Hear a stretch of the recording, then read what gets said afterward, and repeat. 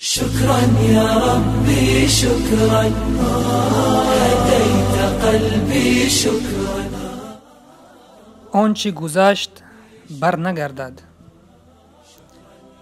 به نام خداوند بخشنده و مهربان. گذشته را فکر کردن و از آن چی که از دست رفته است غصه خوردن هیچ فایده ندارد.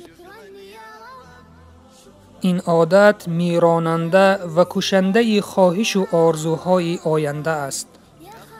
آرزو و خواهش را که حیاتی نو و شکوفا را در بر دارد، محض همین غصه خوری روز گذشته به کام فنا می کشد.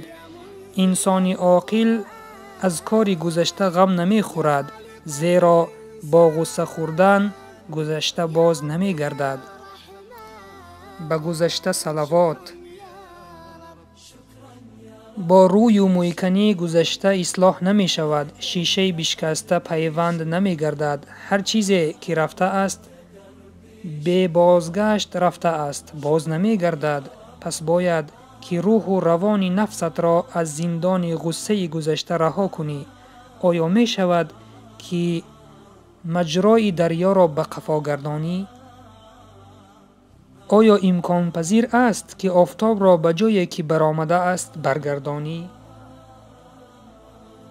به گذشته غصه خوردن و به گذشته پیچیدن و آن را تدبیر جستن و وقت را صرف کردن باعث سست و نامکمل شدن کارهای آینده می گردد. از همه بدتر برای ما انسان ها این است که حاضره را صرف نظر نموده خود را به کارهای گذشته اندرمان کرده و غم می خوریم. قصرهای زیبای حیات حاضره را نادیده به کلبه های ویرانه گذشته همیشه دل را از غم پر می کنیم.